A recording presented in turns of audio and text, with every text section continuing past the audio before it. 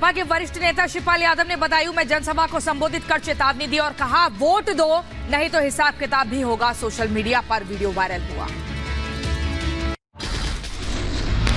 सबको वोट मांगेंगे, सब तक वोट मांगेंगे, हम तो सब तक वोट मांगेंगे। अच्छा बताओ, दें तो दें, नहीं देंगे तो फिर पहले तो वोट दो, नहीं तो फिर हिसाब किताब भी होगा।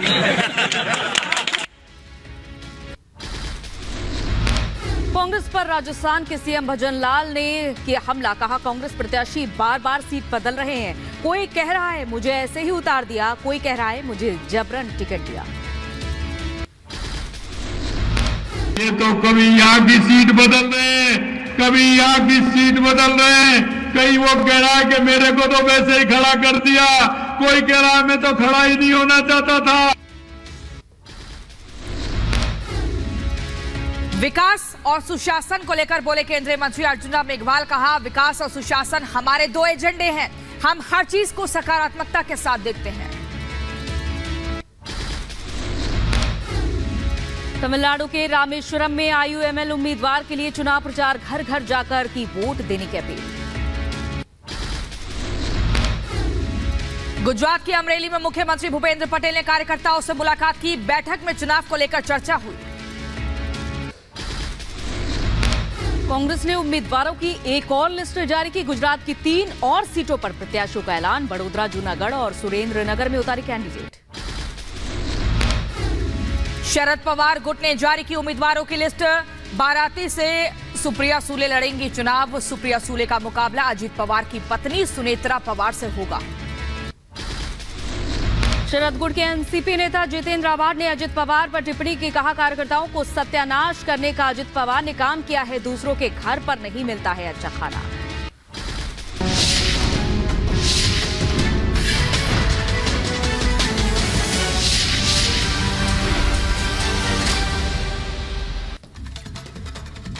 और इसी बीच अगली बड़ी खबर, सपा के वरिष्ठ नेता शिवपाल यादव का एक वीडियो सोशल मीडिया पर लगातार वायरल हो रहा है। लगातार ये चेतावनी दी है, धमकी दी है। लोग भी हैरान हैं। चाचा शिवपाल की गुंडई वाली बोली सोशल मीडिया पर वायरल हो चुकी है और उसमें सीधे तौर पर यह कहा गया है कि आपको वोट देना ही होगा। कार्यकर्ताओं को धमकी दी गई। क्या कुछ कहा गया वो आपको सुनवाएंगे, लेकिन आपको बता दें यहां पर चेतावनी भरे सुर में कार्यकर्ताओं को संबोधित किया। वोट नहीं दिया तो हिसाब किताब होगा, ये कुछ कहा गया।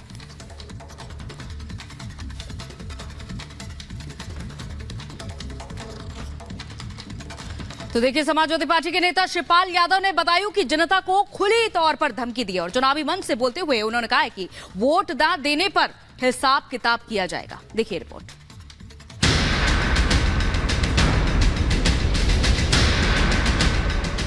चुनावी मंच से शिवपाल यादव की खुली धमकी। पहले तो वोट दो, नहीं तो फिर हिसाब किताब भी होगा।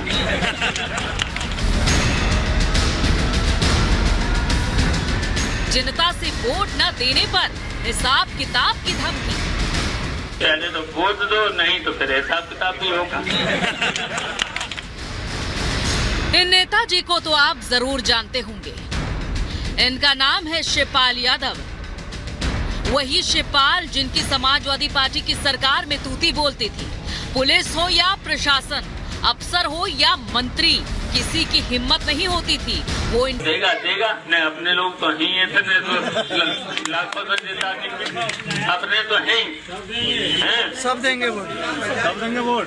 और अच्छा बताओ, दें तो दें, नहीं देंगे तो फिर पहले तो वोट दो, नहीं तो फिर हिसाब किताब भी होगा।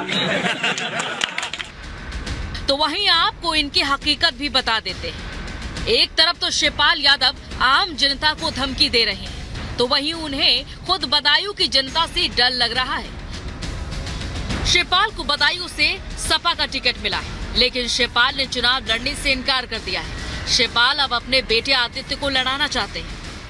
जो समाजवादी पार्टी के जमीनी कार्यकर्ता हैं, जो पदाधिकारी हैं, उनको संबोधित करते हुए आदरणीय शिवपाल यादव जी ने कहा कि वोट दो, वोट दिलवाओ, नहीं तो संगठन में हिसाब होता। हमेशा चुनाव के बाद समीक्षा बैठकें होती हैं और ऐसे निष्क्रिय कार्यकर्ता जो वोट दिलाने में सक्षम नहीं होंगे उनको पद से मुक्त कर दिया जाएगा। इसमें कोई भी गलत बात नहीं है। फिलहाल अखिलेश यादव ने बदायूं के नए उम्मीदवार का ऐलान नहीं किया है, लेकिन माना जा रहा है कि यहां शिवपाल की पसंद का ही उम्मीदवार होगा। लेकिन टिकट को लेकर जिस तरह से समाजवादी पार्टी में कंफ्यूजन का माहौल बना हुआ है, उसे देखते हुए बदायूं सीट पर भी कोई सरप्राइज दिख सकता है। आपको बताते हैं कि समाजवादी पार्टी में किन किन सीटों पर टिकट को लेकर घमासान मचा हुआ है। रामपुर सीट पर उम्मीदवार को लेकर कलह मची रही। मुरादाबाद सीट पर आखिरी दिन कैंडिडेट बदल दिया गया। मेरठ सीट पर 3 बार प्रत्याशी बदला गया। नोएडा सीट पर भी 2 बार प्रत्याशी बदला गया।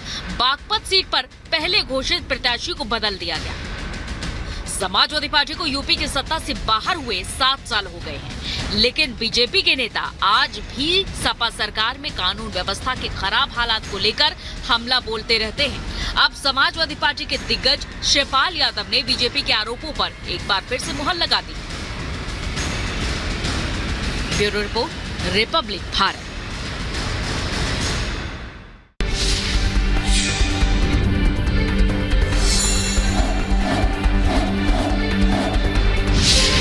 ऑपरेशन को शुरू कर दिया गया था। अभी तक जो सूत्रों के हवाले से जानकारी मिल पा रही कि एक आतंकी को फिलहाल ढेर कर दिया गया है और लगातार अभी भी एरिया में कोऑर्डिनेट सर्च ऑपरेशन जारी है। इसके साथ साथ और भी कुछ लाइन ऑफ कंट्रोल के एरियाज है जहां पे भी मैसिव कोऑर्डिनेट सर्च ऑपरेशन जो है जारी है। हालांकि इसके साथ अगर हम बात करें वहां पे Jammu and Kashmir police special operation group and राष्ट्रीय राइफल्स का ये ऑपरेशन जो है लगातार जारी है। अब देखना ये होगा इस ऑपरेशन में अभी कितना समय और लगना बाकी है। हालांकि इस साल की अगर हम बात करें नॉर्थ कश्मीर में का ये पहला ऐसा इन्फिल्ट्रेशन है कि 2024 की अगर हम बात करें पहला ऐसा इन्फिल्ट्रेशन है जो कि उरी सेक्टर में हुआ है। इसके साथ हम देख रहे हैं किस तरह से सुरक्षा बलों की जो अलर्टनेस है वो एक बार फिर से हमें दिख रही है और लगातार जो आर्मी ऑफिशियल्स है उसके साथ साथ जितने भी जम्मू एंड कश्मीर पुलिस के ऑफिशियल्स है वो अभी स्पॉट पर पहुंच रहे हैं। हालांकि यह भी कहा जा रहा है कि कुछ ही टाइम में जो है ये मुठभेड़ जो है खत्म होने को है। हालांकि लाइन ऑफ कंट्रोल की अगर हम बात करें लगातार 24 सतर्कता बढ़ गई है सुरक्षा बलों की। बहुत बहुत शुक्रिया रावत, आप बने रहिए हमारे साथ। और फिलहाल तस्वीरें हम आपको दिखा रहे हैं। ये तस्वीरें हैं उत्तरी कश्मीर के उरी सेक्टर की, जहां पर आप देख सकते हैं कि सुरक्षा बलों की यहां पर गश्त बढ़ चुकी है। और कुछ देर पहले की ये तस्वीर है, कुछ देर पहले की तस्वीरें आप देख सकते हैं कि हाथों में गन लिए हुए सुरक्षा बल यहां पर नजर आ रहे हैं। और एक आतंकी को फिलहाल ढेर किया जा चुका है और 2 से 3 आतंकी के छिपे होने की आशंका के चलते देखिए यहां पर चेकिंग की जा रही है। जो भी वाहन यहां से गुजर रहे हैं हर एक वाहन की चेकिंग करने के बाद ही उन्हें आगे बढ़ने दिया जा रहा है। फिलहाल ये तस्वीरें देखिए किस तरह से सुरक्षा बलों की यहां पर तैनाती भी बढ़ चुकी है और जो भी यहां से गुजर रहा है हर एक जगह पर पैनी नजर टिकाए हुए हैं। और ये देखिए इस तरह से वाहन की चेकिंग की जा रही है। और इसी बीच अपने दर्शकों को एक और बड़ी खबर हम बताएंगे। बड़ी खबर आपको बताने जा रहे हैं ब्रिटिश मीडिया की एक रिपोर्ट के अनुसार। बता दें हवाले से एक बड़ी खबर है। पाकिस्तान धरती पर 20 आतंकियों का खात्मा हुआ है। 5 साल में भारत ने खात्मा किया है। ब्रिटिश मीडिया के हवाले से बड़ी खबर आपको बता रहे हैं। द गार्जियन की रिपोर्ट के अनुसार पिछले 5 वर्षों में भारत ने पाकिस्तानी